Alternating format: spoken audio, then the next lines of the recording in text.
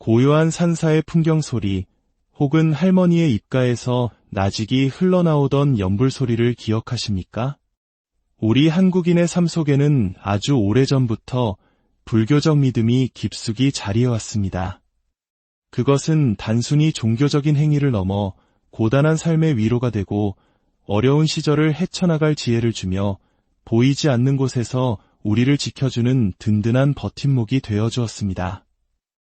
오늘 우리는 1700년이 넘는 시간 동안 한민족의 정신세계와 함께해온 한국 불교신앙의 다채로운 모습들을 들여다보려 합니다. 단순한 지식의 나열이 아닌 우리 선조들의 마음과 오늘을 사는 우리의 마음이 어떻게 이어져 있는지를 발견하는 시간이 될 것입니다. 이야기의 문을 여는 첫 번째 주제는 바로 자비의 화신, 관세음보살 신앙입니다. 여러분께서는 천수경이라는 경전을 들어보셨을 겁니다. 그 안에는 관세음보살님의 6가지 위대한 서원이 담겨 있습니다. 중생이 고통 속에서 당신의 이름을 부르면 그곳이 칼날이 선 지옥이라도, 끓는 물이 넘실대는 지옥이라도, 굶주림에 허덕이는 아기의 세계라도 그 어떤 곳이라도 찾아가 구원하시겠다는 약속입니다. 마치 영화 속 영웅처럼 우리가 가장 절박한 순간에 나타나 우리를 지켜주시겠다는 이 굳건한 약속은 오랜 세월 동안 수많은 이들에게 희망의 빛이 되어 주었습니다.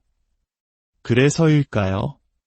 우리네 할머니, 어머니들은 놀라거나 급한 일이 생기면 자신도 모르게 아이고 관세음보살을 을조리곤 하셨습니다.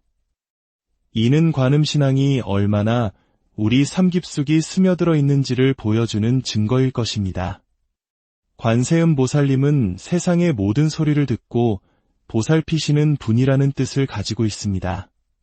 그래서 중생의 근기에 따라 다양한 모습으로 나타나시는데 그 종류 또한 매우 다채롭습니다. 가장 대표적인 모습은 천수천한 관세음보살, 즉 1000개의 손과 1000개의 눈을 가지신 분입니다. 1000개의 눈으로 고통받는 중생을 하나하나 살피시고 1000개의 손으로 그들을 남김없이 구원하시겠다는 자비의 극치를 보여주는 모습이죠. 때로는 11개의 얼굴을 가진 11면 관음보살로, 때로는 말의 머리를 한 마두관음의 모습으로 나타나시기도 합니다. 법화경 보문품에서는 33가지의 몸으로 중생을 제도하신다고 하니 그 자비의 모습은 실로 한량이 없습니다. 이러한 관세음보살님의 자비는 그저 경전 속 이야기에만 머무르지 않았습니다. 신라시대로 거슬러 올라가 삼국유사에 기록된 한 어머니의 간절한 노래를 들어보십시오. 눈이 먼 어린아들의 손을 잡고 분황사를 찾은 어머니는 관세음보살상 앞에서 이렇게 노래했습니다. 1000개의 눈을 가지신 관세음보살이시여, 당신께서는 눈이 1000개나 있으시지만 제 아이에게는 단 하나의 눈도 없습니다. 부디 당신의 눈 하나를 나누어 주시어 제 아이가 세상을 보게 하소서. 자식을 위한 어머니의 이 애끓는 마음, 그 간절함에 응답하시어 관세음보살님은 아이의 눈을 뜨게 해주셨다고 합니다. 이처럼 관음신앙은 절박한 이들의 마지막 희망이자 기적을 바라는 간절한 마음의 다른 이름이었습니다. 이제 자비의 길에서 지혜의 길로 걸음을 옮겨보겠습니다. 두 번째로 만나볼 분은 바로 지혜의 상징, 문수보살입니다. 문수보살은 산스크리트어 만주슈리를 소리나는 대로 옮긴 말로 훌륭한 복덕을 지녔다는 의미를 담고 있습니다. 불교에서 지혜는 단순히 지식이 많은 것을 의미하지 않습니다. 그것은 모든 것을 분별하고 차별하는 마음에서 벗어나 세상의 모든 존재를 평등하게 바라보는 궁극의 지혜, 즉 반야지혜를 의미합니다. 문수보살님은 바로 이 반야지혜의 화신입니다. 그래서 보통 사찰의 대웅전에 가면 중앙에 석가모니 부처님을 모시고 그 좌측에 문수보살님을 모십니다. 문수보살님은 주로 지혜의 칼을 들고 있거나 용맹스러운 사자를 타고 있는 모습으로 표현됩니다. 지혜의 칼은 우리의 모든 번뇌와 어리석음을 단칼에 베어버리는 것을 상징하고 사자는 어떤 것에도 두려워하지 않는 지혜의 위엄을 상징합니다. 우리나라에서는 신라의 고승 자장율사께서 이 문수보살님을 직접 뵙기 위해 중국의 오대산까지 건너가 기도를 드렸다는 이야기가 전해집니다. 그 인연으로 강원도에 있는 우리 오대산 또한 문수신앙의 대표적인 성지가 되었습니다. 만약 삶의 갈림길에서 현명한 판단이 필요할 때, 혹은 어지러운 마음을 가라앉히고 맑은 지혜를 구하고 싶을 때 우리는 문수보살님의 이름을 부르며 지혜의 빛을 구할 수 있을 것입니다. 우리의 이야기는 이제 가장 어둡고 낮은 곳으로 향합니다. 그곳에서 한없는 원력으로 중생을 구원하시는 분, 바로 세 번째 주제인 대원의 상징, 지장보살입니다. 지장보살님의 서원은 그 어떤 보살님의 서원보다 비장하고 위대합니다. 지옥에 있는 모든 중생을 구제하기 전까지는 결코 성불하지 않겠다. 이것이 바로 지장보살님의 근본 서원입니다. 모든 중생이 깨달음을 얻을 때까지 당신의 성불을 뒤로 미루고 가장 고통받는 이들의 곁을 지키시겠다는 약속입니다. 그래서 지장보살님은 주로 스님의 모습을 하고 계십니다.